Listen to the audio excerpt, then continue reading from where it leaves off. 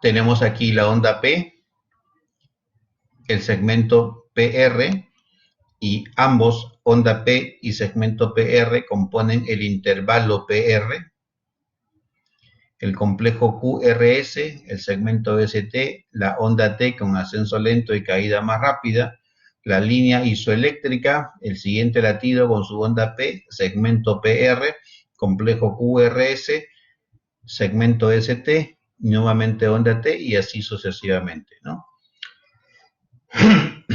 Y veamos, una de las primeras arritmias que podemos encontrar es la bradicardia sinusal, paciente que tiene frecuencia cardíaca baja, por debajo de 60 latidos por minuto. Si es que es ritmo sinusal y los latidos están lentos, por debajo de 60 es una bradicardia sinusal. Si el ritmo es irregular, cambiaremos el término de bradicardia por el de bradiarritmia y igual eso se refiere a que tenemos una arritmia con frecuencia cardíaca por debajo de 60 latidos por minuto. Esto ya lo vimos en la clase anterior, son los bloqueos AB de primer grado que están dentro del contexto de las bradiarritmias, porque usualmente van con frecuencia cardíaca baja. Vamos a pasarlo rápido, que son los bloqueos AB de primer grado, los bloqueos de segundo grado y el bloqueo de tercer grado. Y yo, ya que pongo estas diapositivas, me hace recordar que les dejé una tarea, ¿no es cierto? ¿Cuál es el tratamiento de estos bloqueos, primero, segundo y tercer grado? ¿Quién ha investigado? ¿Quién sabe?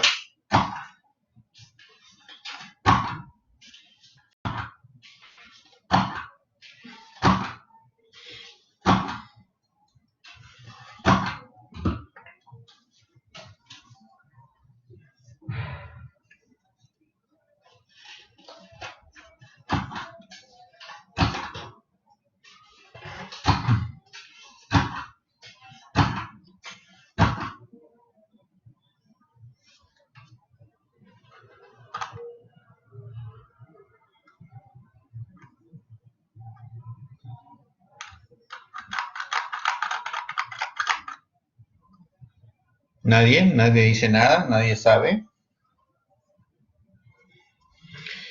Muy bien.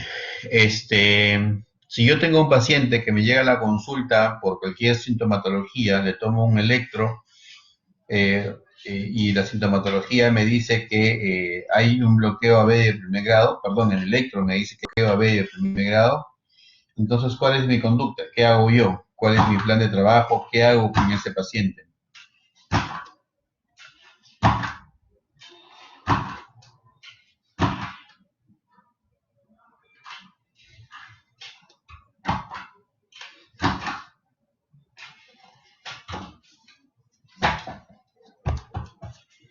¿Están ahí?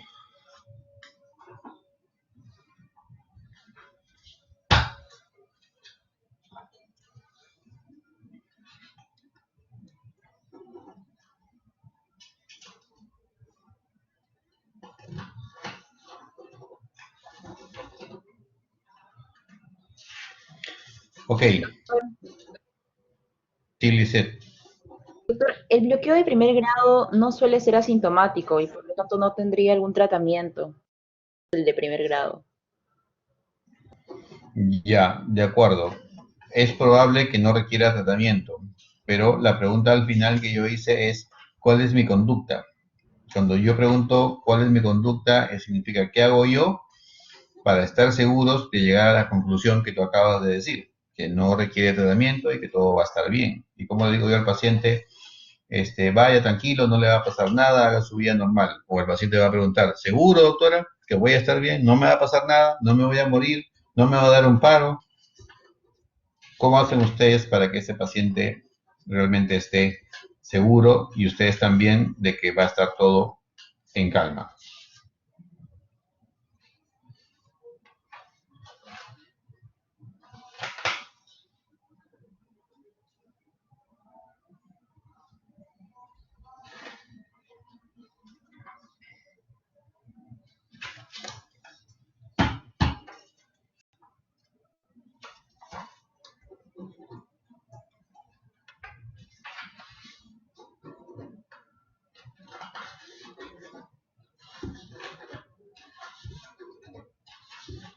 A ver, el paciente llegó a la consulta y ya le tomamos electrocardiograma, ¿no es cierto?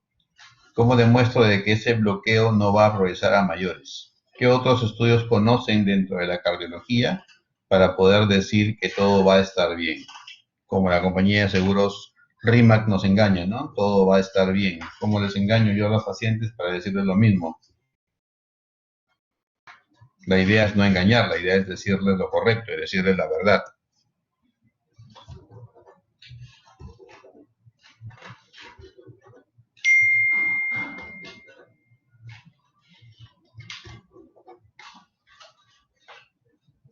Doctor, ¿se le podría necesitar de que tenga un marcapasos para estar evaluando constantemente eh, la sincronicidad que pueda haber? Mm, Bueno, creo, no creo que sea la mejor alternativa.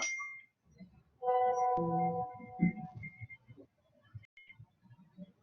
Doctor, tal vez colocarle un holter para ver si es que presenta otras alteraciones conforme pasa el tiempo.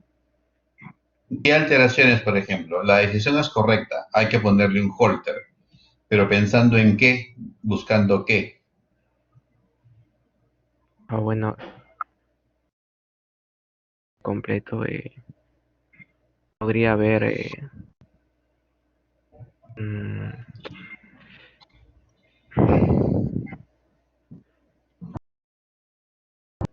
aquí arritmias, ¿no? De tanto de la conducción auricular como ventricular.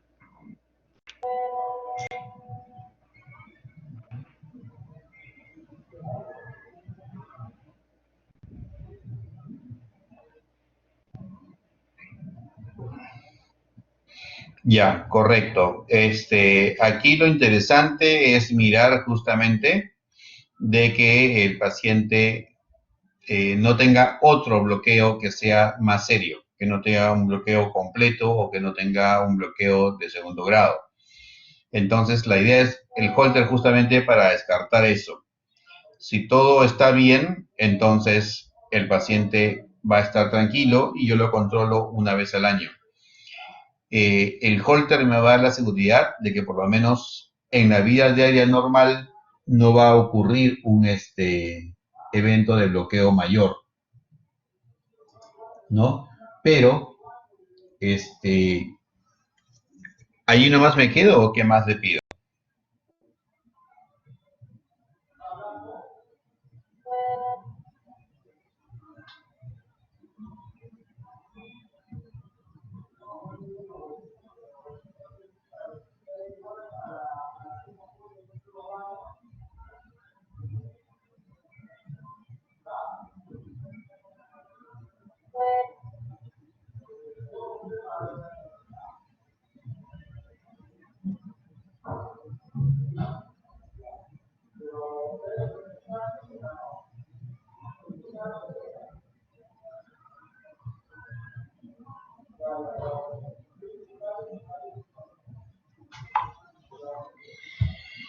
¿Alguna idea?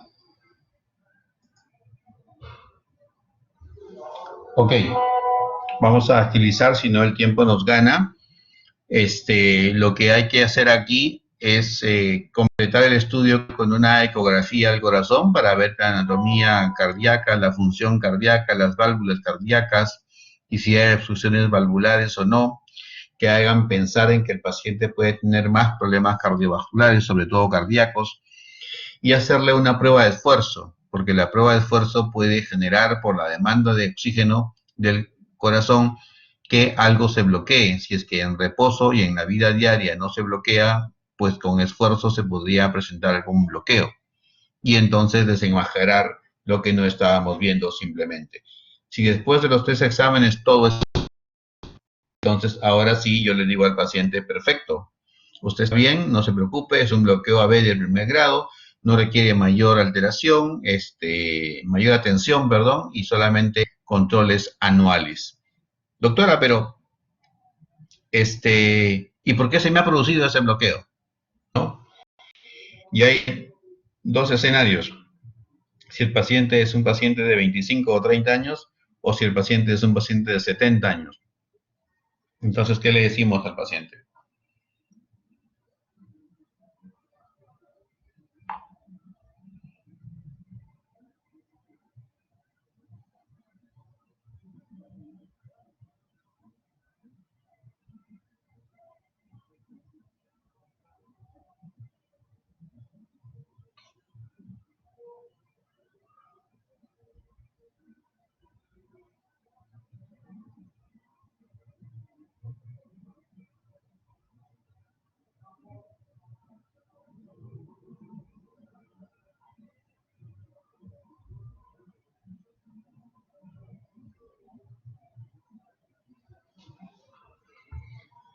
Doctor, Sí, ¿se podría pensé que estaba tratar, solo.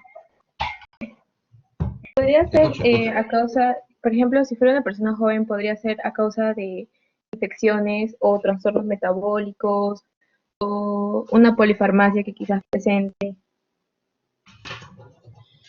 Eso es más en el viejito. Polifarmacia, infección y todo eso es más en el viejito, ¿no? La edad misma pueden explicar prolongación del intervalo PR por envejecimiento también del tejido de conducción cardíaco. Eso lo podemos decir al viejito.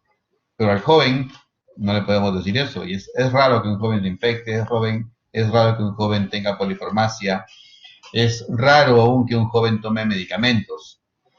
Al joven más bien le podemos preguntar si es deportista o no es deportista para saber si es la explicación por ahí. Un paciente deportista obviamente tiende a tener bradicardia y si no hace deporte de repente tiene vagotonía de naturaleza, ¿no? Que puede explicar bradicardia y alargamiento del intervalo PR y cosas así, y solamente queda observación, nada más, no queda otra cosa. ¿De acuerdo? Entonces, eso para el bloqueo AB de primer grado es lo que tendríamos que hacer. ¿Cuál sería el enfoque para el bloqueo AB de segundo grado?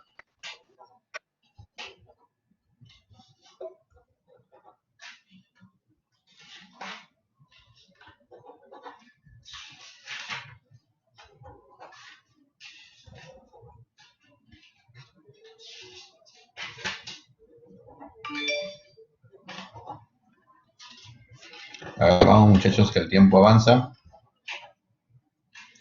El enfoque para el bloqueo de segundo grado, recuerden que hay dos bloqueos AB de segundo grado, el de tipo 1 y el de tipo 2. En el bloqueo de tipo 1, que es el fenómeno de Wenckebach, el enfoque es similar al anterior.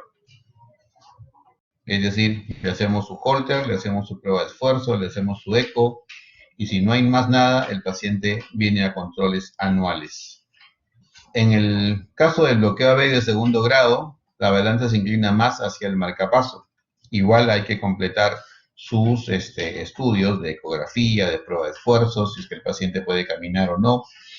Y si no puede caminar, hacer una prueba alternativa que busque lo que yo quiero buscar con la prueba de esfuerzo. Y lo que usualmente se busca con la prueba de esfuerzo es descartar isquemia coronaria, ¿no? Entonces,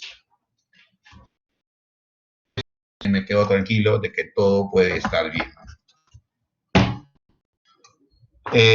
Finalmente, con el bloqueo AB de tercer grado, el bloqueo AB de tercer grado lo que requiere fundamentalmente es marcapaso, pero también idealmente hay que evaluarlo con todos los instrumentos que tenemos en la cardiología. Es decir, tenemos que hacer una evaluación con Holter, con ecocardiograma, y aquí sí va a ser quizás más difícil que el paciente haga una prueba de esfuerzo. En este contexto, de repente le podríamos poner primero el marcapaso y después mirar para hacerle ya en un futuro mediato una prueba de esfuerzo y o considerar hacerle una de las pruebas de perfusión miocárdica que habíamos conversado o ecoestrés y o una tomografía coronaria para ver si es que el paciente tiene enfermedad coronaria justamente, ¿no?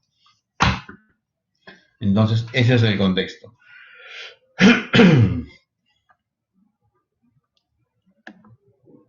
Vamos a ver la siguiente diapositiva. Vamos a trabajar en lo que es esto que se llaman complejos de escape. Entonces, ¿qué es un escape? Creo que alguien me preguntó la vez anterior qué es un escape. Y lo que conversamos es que cuando el ritmo cardíaco tiene su dominio habitualmente en el nodo sinusal, aquí arriba, este punto es el que comanda toda la estimulación eléctrica del corazón, pero cuando este nodo no funciona o cuando el nodo AB no funciona, el corazón tiene que seguir palpitando para permitir continuar la vida de la persona. Si eso no ocurre, el paciente fallece. Entonces, cuando todos los otros puntos detectan que no hay actividad sinusal o todos los otros puntos ventriculares detectan que no hay actividad nodal, entonces empiezan a aparecer diferentes focos ectópicos y nuevamente el más rápido despolariza todo el corazón y genera un nuevo comando. Esos focos, ya sea auriculares o ventriculares, que generan un nuevo comando, se están liberando de la administración, ya sea nodal sinusal o nodal auriculoventricular, y entonces se les llama pues a los latidos que generan ritmos de escape. Si es que el QRS que se forma es un QRS similar al que tiene el ritmo sinusal, miren la onda P, QRS, acá no hay onda P y QRS es igual al anterior, se llama ritmo de escape nodal. Pero si es que el QRS es diferente, es ancho, es bizarro,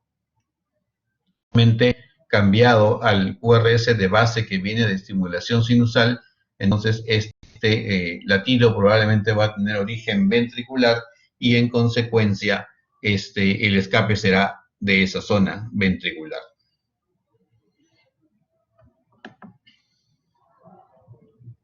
Ritmos de la unión. Los ritmos de la unión son aquellos ritmos que se originan justamente en la unión auriculoventricular, por eso se llaman así. Si ustedes miran con detenimiento, es la línea isoeléctrica, no hay onda P y de pronto aparecen QRS, ST, onda T, línea isoeléctrica, QRS, ST, onda T, y como verán ustedes, no hay onda P. En los ritmos de la unión suele no verse la onda P por definición, pero en algunos casos, como ocurre acá, van a mirar acá muesquitas en lo que corresponde al segmento ST, y esas muesquitas pueden ser porque hay una onda P retrógrada. ¿Qué quiere decir retrógrada?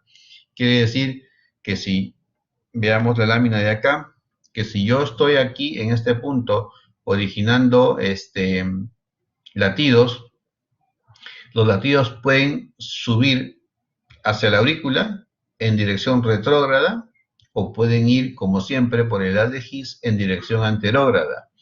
Entonces, el latido que viene por el haz de His va a formar un QRS y el latido que se va hacia arriba, hacia las aurículas, va a formar una onda P. Ahora, van a haber diferentes circunstancias. ¿Quién se conduce primero? Si se conduce primero a la aurícula, la onda P aparecerá primero, y si se conduce después al ventrículo, el QRS aparecerá después. Es decir, primero habrá una onda P y luego habrá un complejo QRS. Situación diferente es exactamente al contrario, que conduzca primero hacia el haz de His y luego conduzca hacia la aurícula. Entonces aparecerá primero un QRS y después del QRS aparecerá la onda P. Una tercera situación es que conduzca en simultáneo hacia arriba y hacia abajo. En ese contexto va a aparecer solo un complejo QRS y no se va a ver la onda P. Esto último entonces puede explicar lo que vemos en esta tira y el caso anterior donde se conduce primero al ventrículo y después a la aurícula puede explicar esta segunda tira. Acá tenemos un electrocardiograma donde tenemos aparentemente una línea isoeléctrica, algo parece haber por ahí, un QRS, un ST y la onda T. Vemos D2 y en D2 tenemos una onda P negativa, un QRS, un ST y una onda T. ¿Qué quiere decir esto? En este caso estamos escenificando el primer caso en el cual se condujo primero a la aurícula y se conduce luego al ventrículo. La pregunta hasta este contexto, para saber si me van entendiendo, es ¿qué ritmo es este de este electrocardiograma? Entendiendo que esto es 1, D2, D3, ABR, ABL, ABF y acá todas las precordiales, desde B1 hasta B6. Pregunta, ¿qué ritmo es el que tiene este electrocardiograma?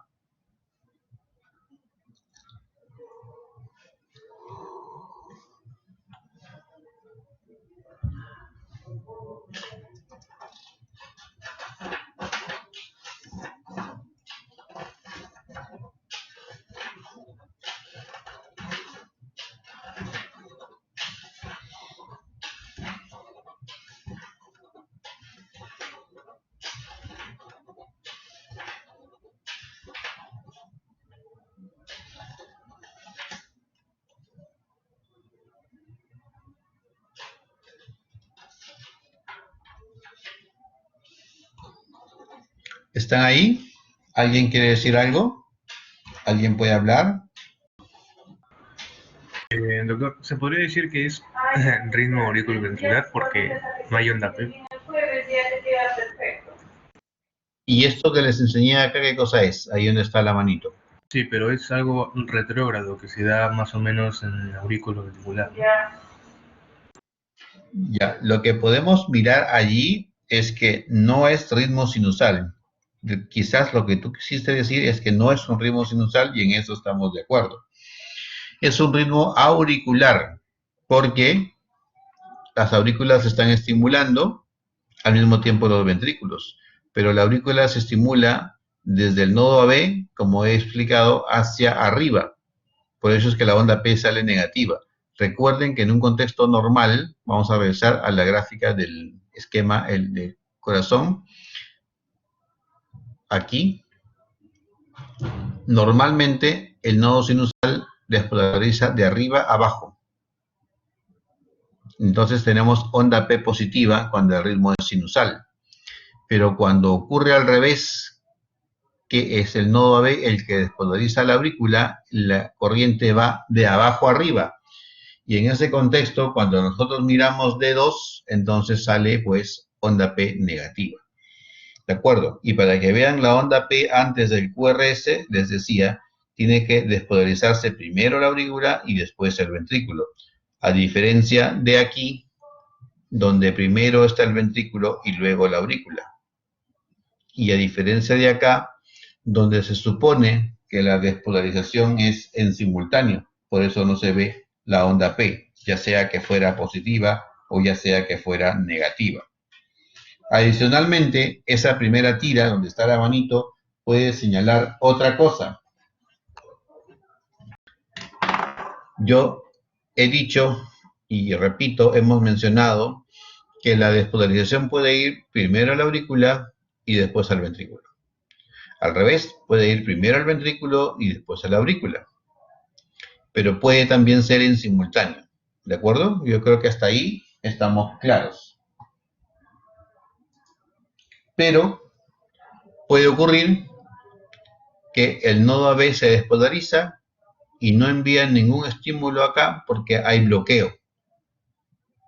El nodo está bloqueado en su conducción hacia arriba, no estimula el tejido auricular y simplemente está allí.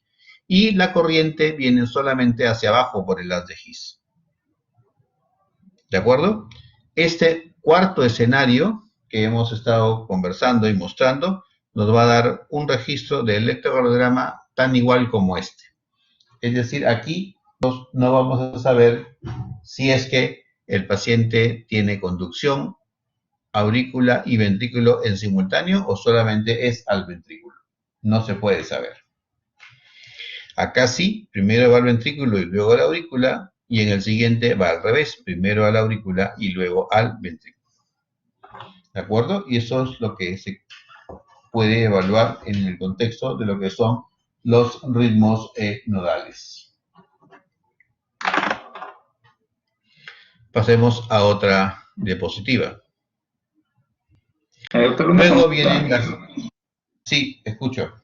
Entonces, si la conducción va desde el nodo auriculoventricular al nodo sinusal, ¿la onda P siempre va a ser negativa? Correcto, siempre va a ser negativa. Pero en el caso de hace dos diapositivas atrás, bueno, se veía que la onda P estaba positiva. ¿Por qué razón? ¿Por qué qué? Dos diapositivas atrás, hay una tira de EKG donde se veía que la onda P era positiva. A ver, esa es una y esa es otra. Sí, en la segunda. ¿A esta te refieres? Acá, ¿dónde está la onda P positiva? No la veo. Ah, no. Tiene razón. Está detrás. Está en el segmento ST, ¿cierto, doctor? Claro, pero está negativa también. Ya, gracias, doctor. Sí. ¿Ok? Bien, aclarado el dilema, entonces avancemos. Y estábamos aquí donde ahora hablamos de taquicardia sinusal, que es cuando el ritmo cardíaco se acelera más de 100 latidos por minuto. Fibrilación auricular, vamos a ver ejemplos, es cuando el ritmo sinusal se pierde por completo, se desordena todo y vamos a tener un fino tremor de la línea de base y los intervalos RR van a ser irregulares. Flúter auricular, muy parecido a la fibrilación auricular, pero con algo más de regularidad. Y luego hay arritmias extrasistólicas que vamos a mirar, y cualquiera de estas cosas puede generar taquiarritmias, taquicardias que pueden ser paroxísticas o pueden convertirse en permanentes. Igualmente a nivel ventricular también pueden existir extrasístoles ventriculares, salvas de taquicardia ventricular. Una salva es un episodio de 3 latidos juntos extrasistólicos anormales, en este caso ventriculares, que generan una frecuencia mayor de 100. ¿No? Luego existen otros dos conceptos que vamos a discutir luego, de taquicardia ventricular, cuando es sostenida y cuando es no sostenida, y finalmente la fibrilación ventricular, que es el paro cardíaco, donde ya uno pues no tiene mucho más que hacer la reanimación y ver si es que el paciente podría o no pues mejorarse.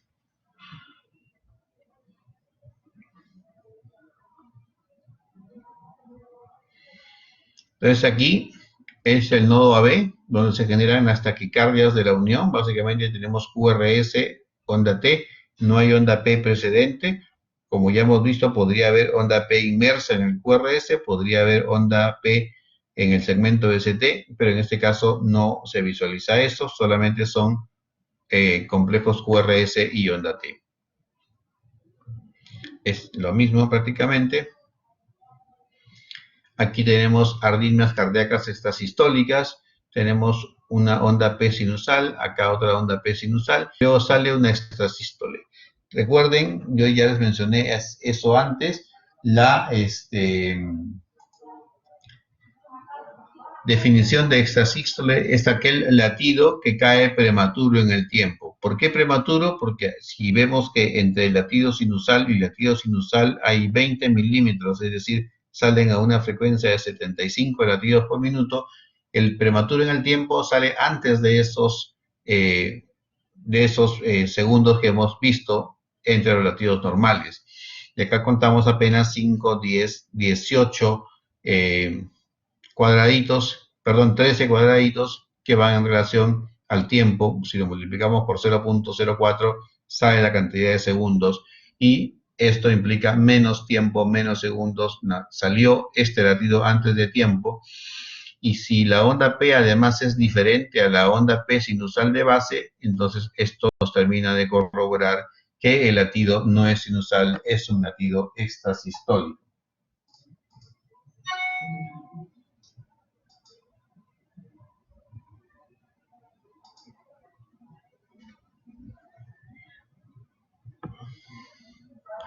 Acá tenemos una taquicardia, que ustedes ven, una taquicardia sinusal, que es una frecuencia muy alta, 1500 entre 8, más o menos va saliendo algo de 1500 entre 8, son como 175 latidos por minuto, aquí, y luego de que se hace el tratamiento, el paciente recupera la onda P, vuelve al ritmo sinusal, todavía está en frecuencia alta, pero ya es una frecuencia sinusal, ya no es una taquicardia supraventricular como la tira de acá arriba.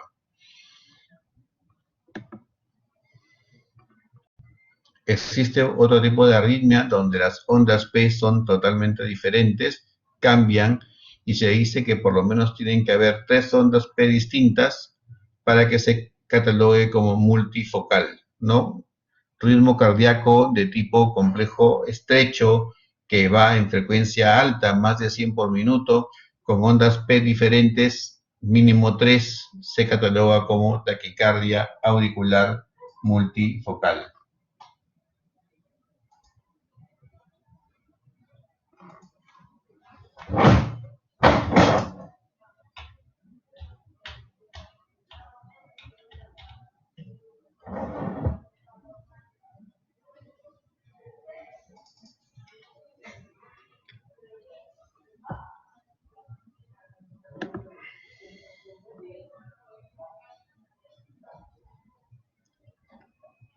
muchas veces existen extrasístoles, que son las que desencadenan un episodio de taquicardia, como acá, sale una extrasístole y esa extrasístole genera una taquicardia, donde vemos básicamente el complejo QRS y la onda T, no hay onda P, y se producen en frecuencia alta.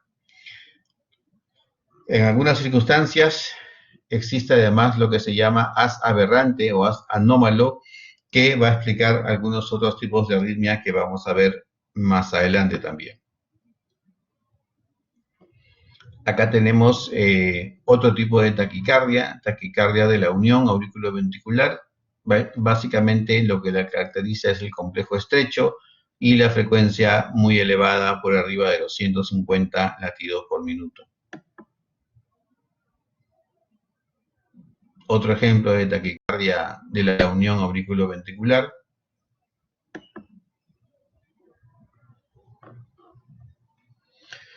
Para explicar esta diapositiva vamos a regresar a la diapositiva anterior para usar este esquema. El nodo AB puede ser el centro de muchos circuitos de taquicardias, circuitos que habitualmente se llaman de reentrada, ¿no? Y cuando están inmersos dentro de lo que es el núcleo del nodo AB, se llaman microcircuitos de reentrada. Hace un rato, cuando hablábamos de las aberrantes, cuando ocurre la taquicardia, se forma un circuito que incluye el nodo AB, cualquiera de las ramas de las de His, el haz aberrante, tejido auricular y otra vez el nodo AB. Y aquí se está hablando de un macrocircuito de reentrada. Y todo eso genera la perpetuidad de la taquicardia. Entonces aquí estamos viendo una taquicardia de reentrada nodal auriculoventricular. Estas son las que ocurren dentro del nodo AB. No hay un circuito anatómico definido, pero sí hay un microcircuito fisiológico que ocurre dentro del núcleo del nodo AB. Y dos derivadas, hasta tres, que chequean pues justamente esta taquicardia, ¿no? Aquí en este contexto ustedes están mirando complejo QRS, hay una onda P retrógrada, complejo QRS, onda P retrógrada y complejo QRS y así sucesivamente. Pues básicamente hasta allí son el contexto de lo que son las taquicardias supraventriculares y bradicardias supraventriculares.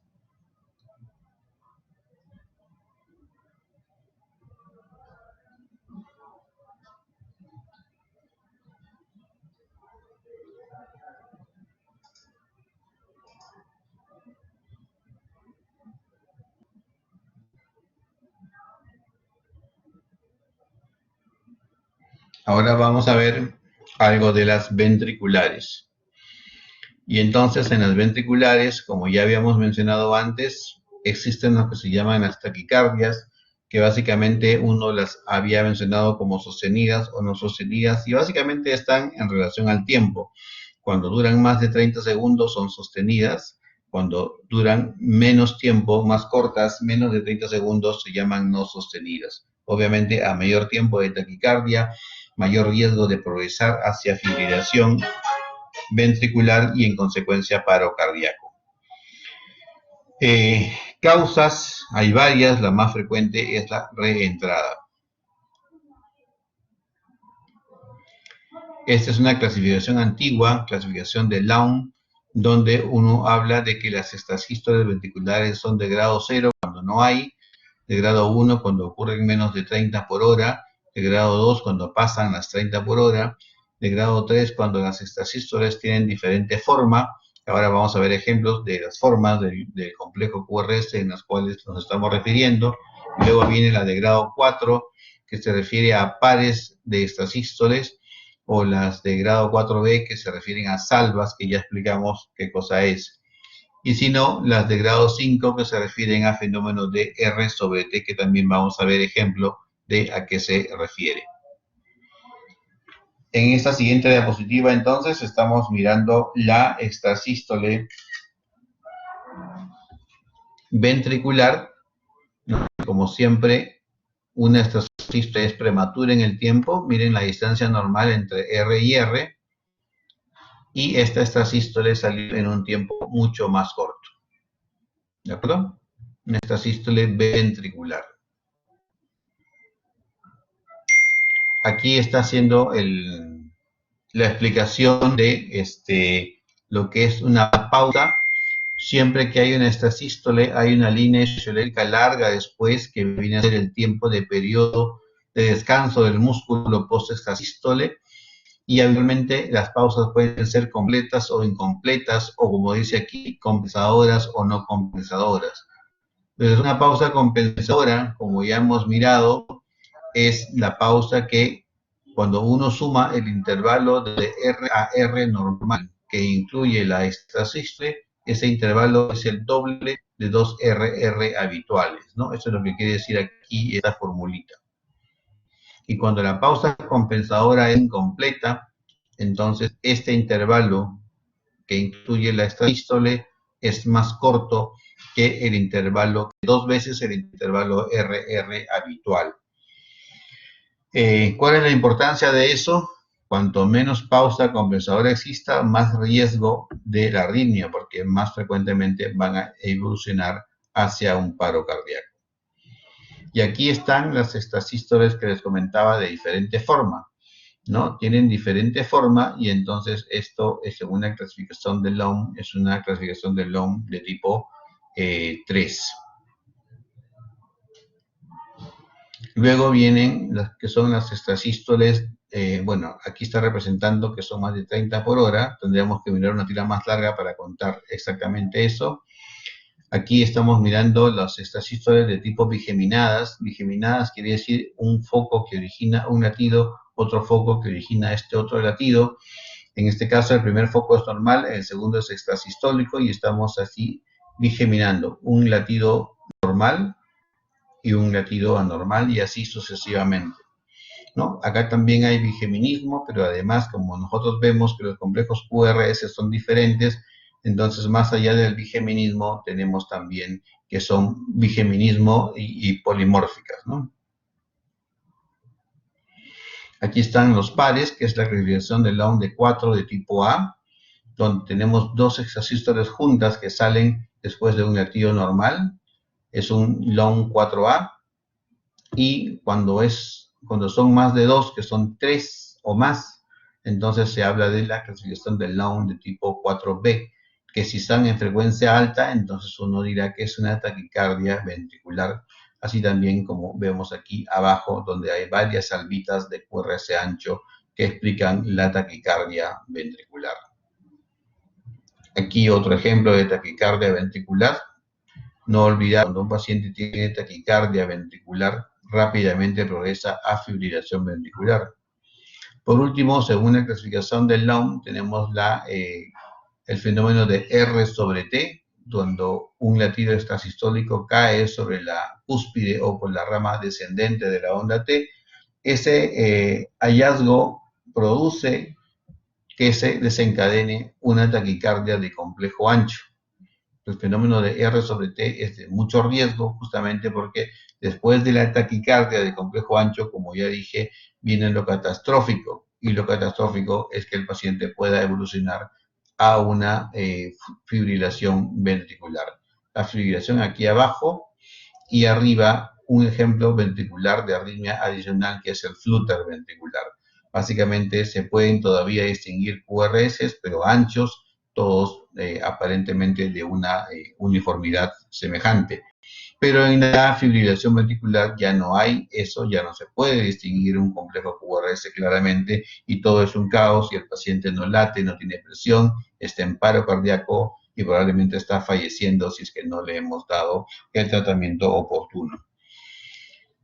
Finalmente, ya diferentes tipos de taquicardias, como la taquicardia ventricular polimórfica, donde vemos que los QRS apuntan en un momento hacia arriba, en otro momento apuntan hacia abajo, luego vuelven a girar como estaban inicialmente, y así sucesivamente, ¿no?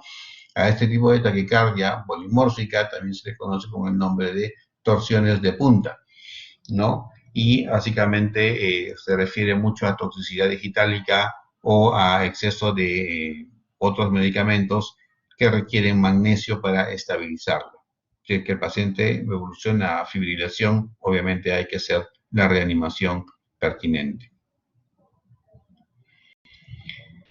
Luego, para confundirnos un poco, más de lo que ya estamos confundidos, existen otros tipos de taquicardia, ¿no? Por ejemplo, aquí leen ustedes que dice taquicardia ventricular lenta. Dios, ¿y qué es eso? Si me acaban de decir que taquicardia es todo ritmo que está por arriba de 100,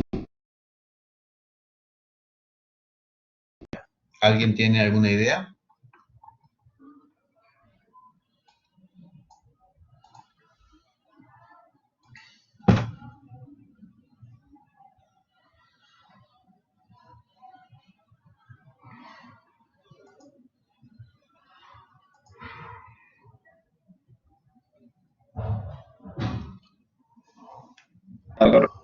En la tira se observa un complejo URS angosto,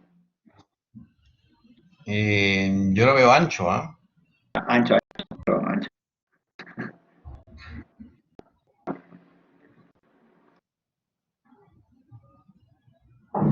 Doctor, tal vez sea porque el tiempo de activación ventricular está... Está ancho, sí, como el QRS está ancho, el tiempo de activación también está prolongado. Pero mi pregunta es, ¿por qué es taquicardia ventricular lenta?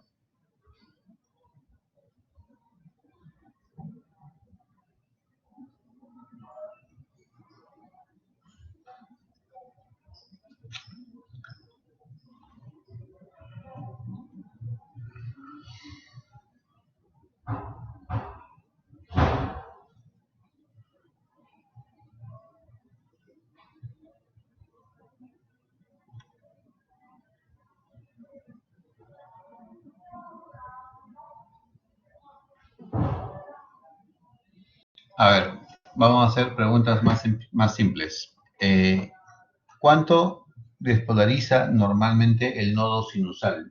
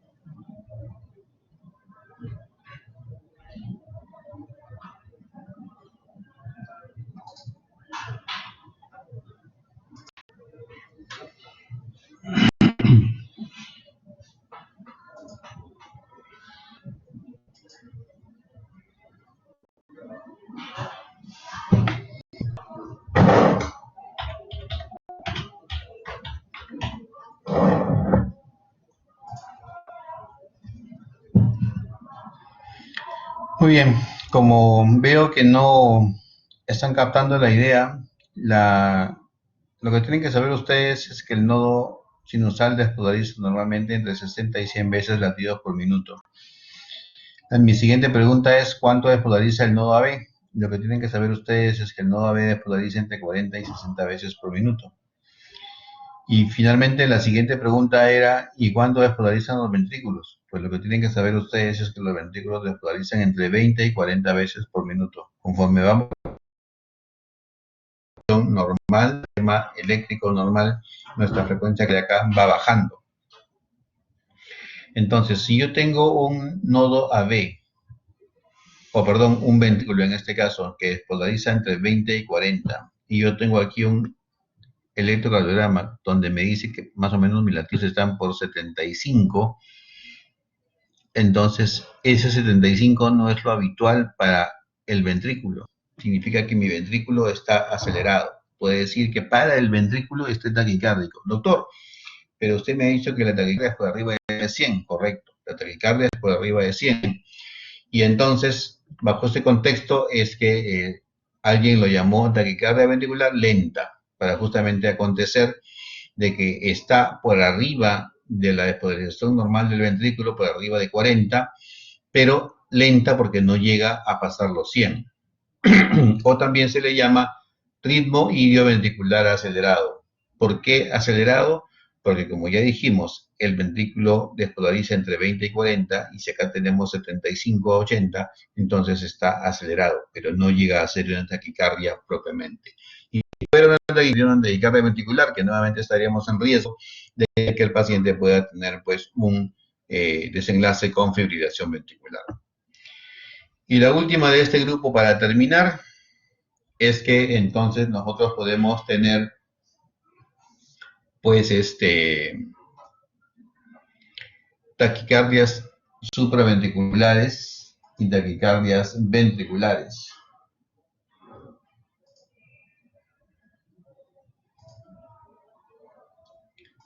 Pero que pueden simular una con otra.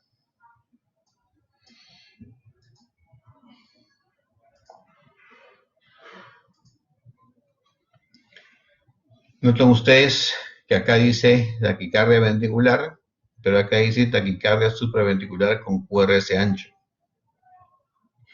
Y acá dice taquicardia ventricular que también tiene QRS ancho. Entonces, la pregunta es, ¿qué es eso, doctor? ¿Por qué me está confundiendo así? Yo no los estoy confundiendo, sino que la vida es complicada, la vida es difícil. Y entonces lo que ocurre aquí es que estamos pues teniendo una mezcla de cosas en el siguiente contexto.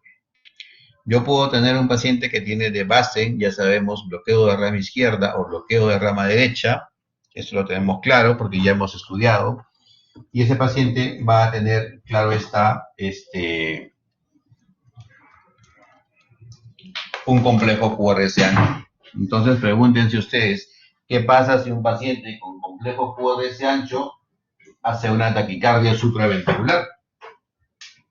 ¿No? Entonces vamos a tener una taquicardia con complejo QRS ancho, pero va a ser supraventricular. ¿Cómo las diferencio? Ahí está el problema. Entonces, por ahora ustedes no tienen que romperse la cabeza en saber diferenciarlas, solamente tienen que saber que existen taquicardias de complejo ancho, y por eso en las guías de emergencia se hablan de taquicardias de complejo ancho, sin ponerse a pensar en ese momento si son supraventriculares o son ventriculares. Y las guías dicen que cuando uno tiene el diagnóstico de taquicardia de complejo ancho, las taquicardias se deben tratar como si fueran ventriculares. En ese contexto, entonces, hay que priorizar la taquicardia ventricular. Y luego que el paciente ha salvado la vida y que ha salido de la taquicardia, pues bueno, te puedes sentar a romperte la cabeza y ver si es que fue supraventricular o fue ventricular. Hay otro escenario en el cual el paciente puede tener un QRS estrecho, un QRS normal, y de pronto hace taquicardia, y la taquicardia pues sale ancha, con QRS ancho. Y entonces, ¿cómo sé yo eso? Pues fácil, manejo la taquicardia, y una vez que sale el paciente de la taquicardia, el QRS otra vez vuelve a ser estrecho. Estas taquicardias son con conducción aberrante, pero son supraventriculares. Igual que el caso anterior, caen dentro del contexto de taquicardias de complejo ancho y se tratan priorizando como si fuera una taquicardia ventricular. ¿De acuerdo? ¿Alguna pregunta hasta ahí? ¿Alguna pregunta de arritmias?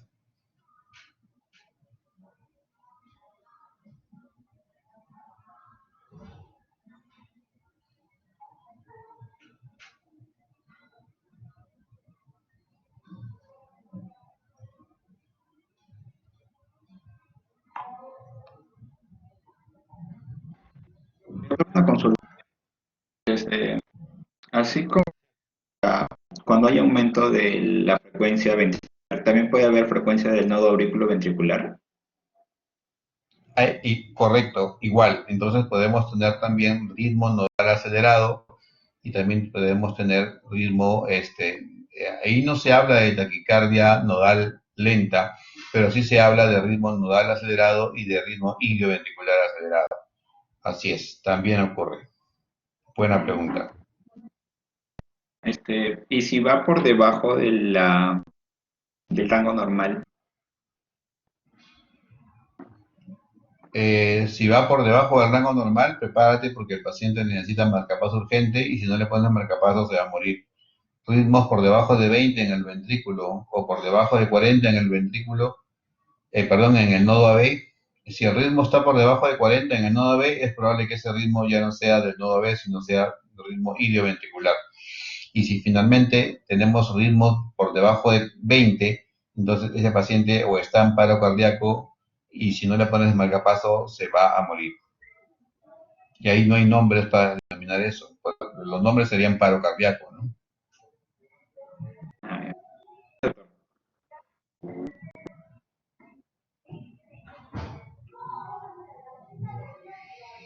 Muy bien. Las siguientes preguntas me las pueden ir haciendo en el camino. Dime, Gustavo, voy a ir cargando la otra parte final de la ponencia que quedó pendiente de la anterior. Dime, Gustavo, escucho. Sí, doctor. En la taquicardia ventricular lenta, o sea, el nódulo sinusal y el aurículo ventricular y tanto la de His ya no funciona, por lo que la fibra de Purkinje, que es de 15 a 40, como mencionó, son las que mandan, o me equivoco. Eso sí estoy medio... No entendí la pregunta, Gustavo. A ver, más pausado y con de repente mayor claridad. La taquicardia ventricular lenta es cuando hay aumento del rango normal, que es de 15 a 40, ¿no? Que es de 75 a 100, como mencionó. Correcto, de 20 a 40, pero no pasa a los 100. Ok, pero eso significa que la frecuencia de descarga está dada por la de His o la fibra de Purkinje y hay una disfunción del nodo sinusal y del aurículo ventricular. No. Bueno, lo que ocurre fundamentalmente es que simplemente la irritabilidad miocárdica hace que el ritmo propiamente se acelere, ¿no? Y entonces eso explica un ritmo cardíaco más alto que el ritmo esperado. Así como se ocurre taquicardia ventricular y taquicardia supraventricular, que el miocardio se irrita y dispara focos, y de la misma forma también se explica la otra aceleración de la arritmia. Y ese es el contexto, ¿no? No es que hayan otros focos ectópicos, digamos, que estén acelerando el ritmo, sino es el mismo foco ectópico ventricular que de pronto tiene un potencial para acelerar más al corazón. Ok, gracias, doctor. Muy bien, vamos a terminar con esto último, que son las hipertrofias. En este contexto, las hipertrofias básicamente se evalúan en las derivaciones precordiales, aunque también hay algunos criterios que se pueden evaluar en las derivadas de miembros. En esta diapositiva estamos mirando derivadas de miembros, ¿no? Y básicamente se evalúan ABF, D2, D1 y ABL, que son las derivadas más importantes para apreciar los cambios. Las derivadas de miembros evalúan el corazón en el plano frontal, como se puede leer acá arriba, y las derivadas precordiales, para cerrar la idea, evalúan el corazón en un plano horizontal, como ustedes leen acá también. Y las más importantes son B1, B2, B5, B6, ¿no?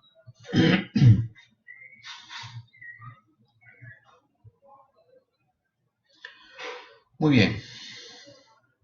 Entonces, hablemos de la hipertrofia ventricular izquierda. Tiene criterios.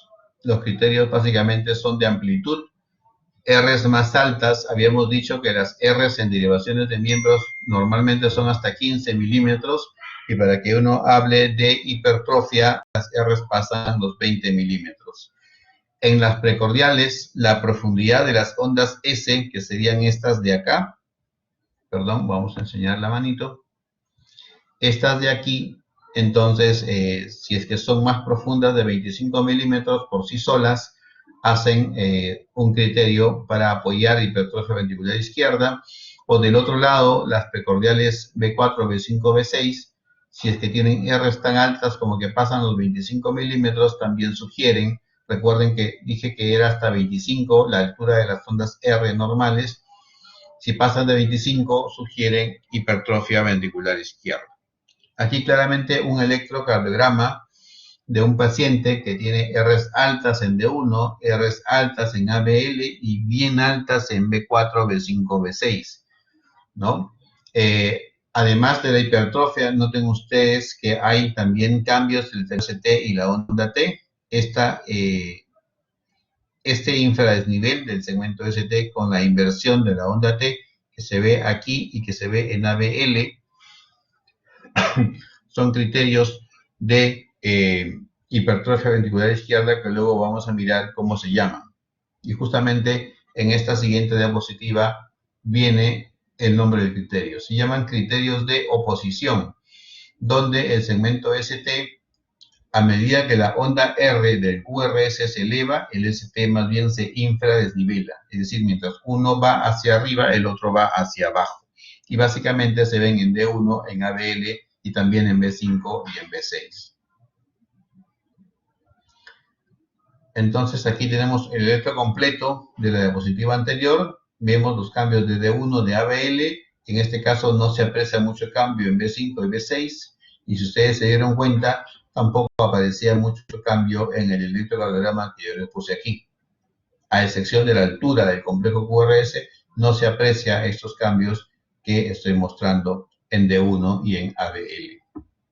Sin embargo, muchos electrocardiogramas sí lo van a mostrar y tienen que ustedes estar atentos. Como hay mayor masa ventricular izquierda, la difracción intradisecoide o el tiempo de activación ventricular también se prolonga. Recuerden que mencionamos que era hasta 0.045 segundos normal. Cuando ya pasa de los 0.55 ya algo hay. El QRS en el ancho también se altera, ¿no? Aumenta, y luego aparecen los índices de Sokolov que ya hemos estudiado, donde se suma la S de B1 o la S de B2 con la R de B5 o la R de B6. Es S de B1 o R de B5 o B6. Si suman más de 35 milímetros, es un criterio para pensar en hipertrofia ventricular izquierda. Existe otro índice que suma la onda R de D1 con la onda S de D3, es decir, esta de aquí con esta de aquí. Y si es que pasa los 25 milímetros, también es otro criterio para pensar en hipertrofia ventricular izquierda. Aquí un electro de un paciente con clara hipertrofia, R alta, ST infradesnivelado, T negativa en D1, se repite en ABL, aunque aquí no se ve bien la última parte, pero aquí sí en B5 y B6, incluso desde B4, se ve el infradesnivel del segmento ST con la inversión de la onda T. En el plano frontal, plano de las derivadas de miembros, ya dijimos que se aprecian D1 y en ABL, y en el plano horizontal, como ya hemos mencionado, en B5 y B6, ¿no? Básicamente la onda R alta, el ST infradesnivelado y la T negativa. Y de las precordiales derechas, básicamente la profundidad de la onda S, que viene a ser la contraparte de la onda R de este lado. En esta siguiente diapositiva, una gráfica de demostración de cómo medir los índices de Sokolov y de Lewis, ¿no? Para estar seguros del cálculo que tenemos que hacer nosotros y decir si tiene o no tiene hipertrofia ventricular izquierda. ¿Ok? ¿Todo claro hasta ahí? Sí, doctor. Muy bien. Si está todo claro, pasamos a la hipertrofia del ventrículo derecho, ¿no? En el ventrículo derecho, en realidad los criterios son similares. Lo que cambia es el grupo de derivadas donde los vamos a ver. Y ahí usamos entonces las derivadas precordiales derechas, B1, B2, B3. Noten ustedes que tenemos ondas R altas en B1, B2, donde normalmente la onda R es más pequeña que la onda S, con cambios de posición también, ST infradesnivelado y T negativa. Y asimismo, estos cambios los podemos apreciar en las derivaciones de cara inferior, D2, D3 y ABF, ¿no? Ya uno con la práctica va aprendiendo a reconocer las hipertrofias. Hay algunos que tienen la onda R alta en B1, otros que tienen lo que se llama RR', como si fuera un bloqueo de rama derecha.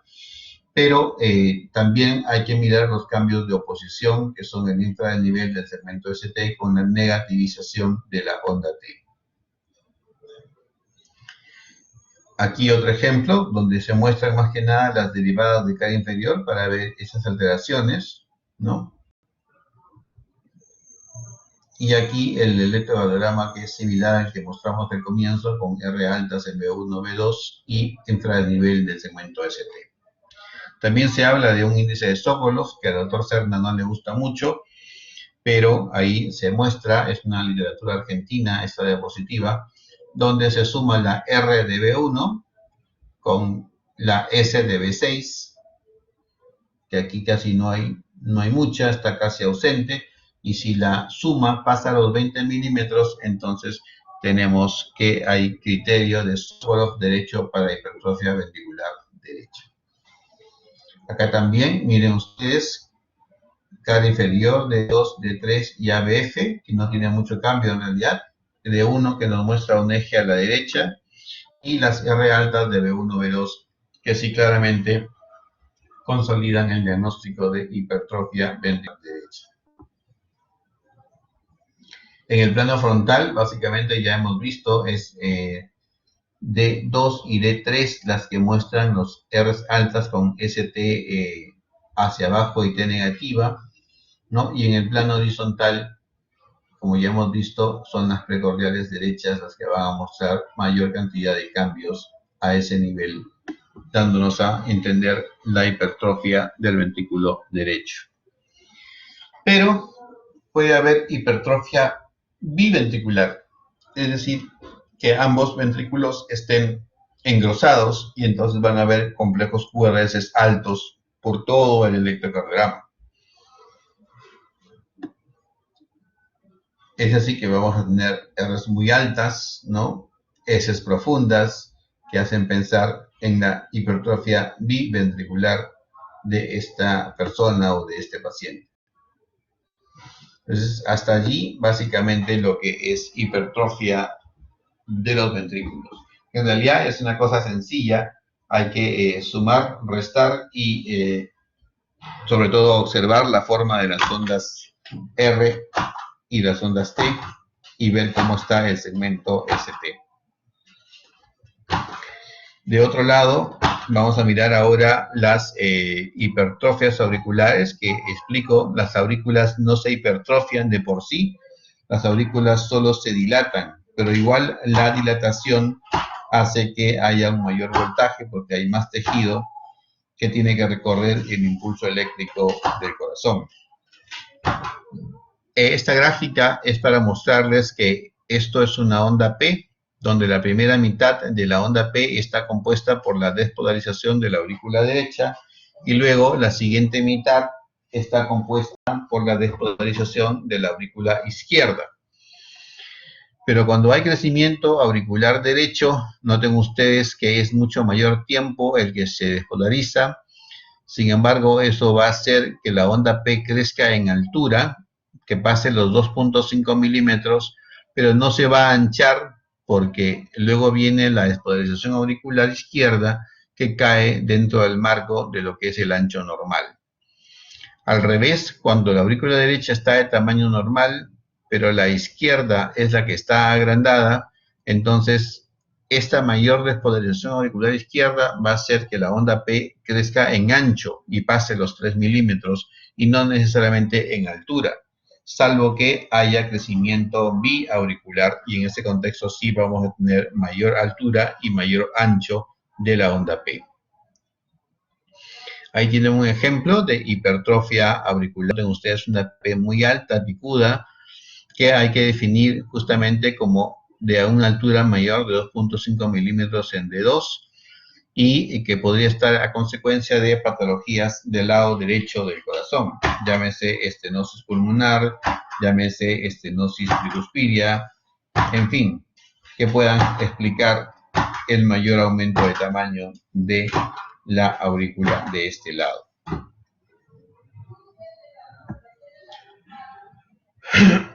Miren la onda P, súper grande, súper alta, muy picuda.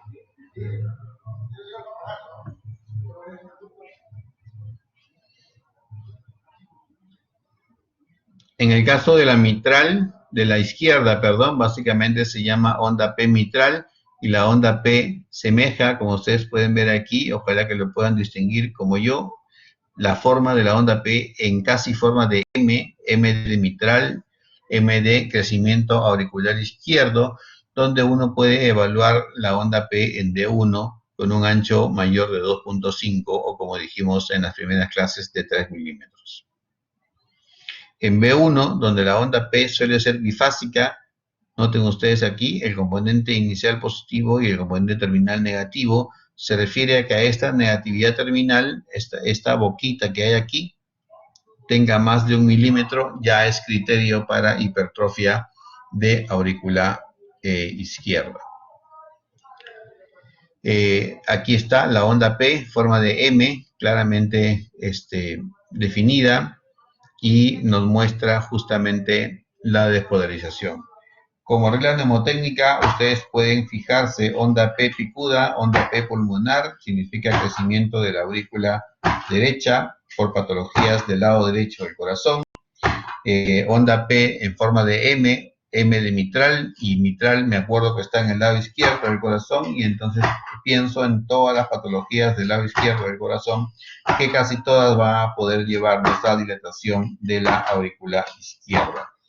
En este contexto, entonces, nosotros hemos ya revisado todas las posibles patologías de las arritmias, de las hipertrofias, de los bloqueos, de los problemas isquémicos del corazón y la configuración normal del electrocardiograma. Con eso prácticamente hemos terminado de tener los conceptos básicos, muy básicos, pero se necesita obviamente que ustedes revisen mucho de electrocardiograma. Si van a revisar bastante de electrocardiograma, van a fijar más conceptos. Si van a terminar hoy día de mirar electrocardiogramas, entonces definitivamente no van a aprender nada, porque todo lo poco que han escuchado hoy y que de repente entendieron, mañana ya no van a saber. ¿Alguna pregunta que puedan tener ustedes?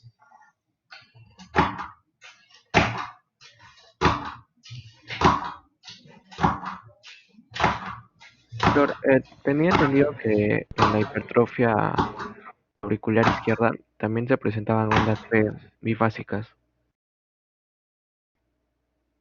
Justamente acá lo dije, cuando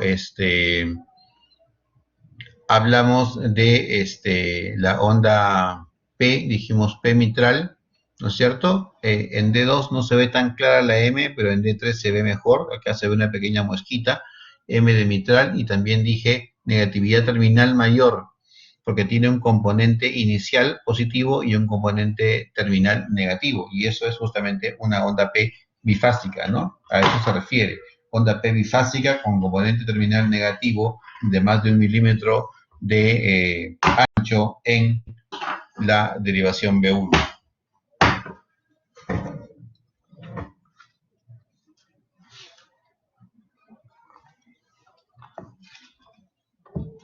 ¿Alguna otra pregunta? ¿Cómo podríamos diferenciar una hipertrofia auricular del lado derecho con una hipertrofia de las dos aurículas? Ancho y altura. Al comienzo de todas estas clases dijimos, la onda P mide 2.5 por 2.5, 2.5 de ancho y 2.5 de alto. Si la onda P está dentro de ese rango, pues entonces la onda P es normal. Digámoslo al revés, si la onda P mide más de 2.5 de ancho y mide más de 2.5 de alto, tienes probablemente crecimiento biauricular. Si tu pregunta es cómo puedo diferenciar una de la otra, pues cuando hay crecimiento de aurícula izquierda solamente es el ancho de la base de la onda P la que aumenta, y cuando hay crecimiento solo de la aurícula derecha es la altura de la onda P el que se incrementa. No sé si con eso aclaré tu duda. Sí, doctor. Entonces, cuando solo es del lado derecho, solo es hay un aumento de altura, pero no del lado horizontal, No de por ancho. decirlo. Así es, no de ancho, exacto. Solo se altera, digamos, el eje vertical. Gracias, doctor. Muy bien.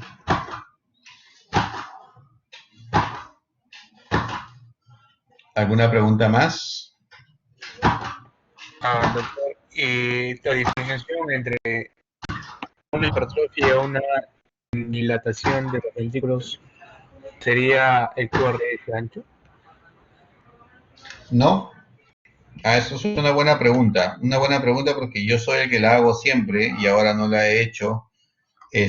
La pregunta es, ¿y cómo diferencio en el electro una hipertrofia de una dilatación ventricular? ¿Existe o no existe? Bueno, dado que el tiempo avanza y dado que la pregunta ahora la hiciste tú, entonces la respuesta es no hay forma de diferenciar el electro por electro la hipertrofia de la dilatación. La pregunta final sería entonces, ¿y entonces qué uso para diferenciar una dilatación de una hipertrofia? Se podría usar un ecocardiograma. Exacto, lo que se usa es el ecocardiograma y claramente nos va a mostrar la hipertrofia o la dilatación, según lo que hubiere, ¿no? ¿Alguna pregunta final? Si no hay más preguntas, entonces cerramos aquí, nos quedamos aquí y nos reencontramos en una o dos prácticas más ya para cerrar esta semana y con ellos el curso. Muy bien, muchachos, gusto en escucharlos. Son pocos los que participan, deberían participar muchos más. Esperemos que no sea porque no saben.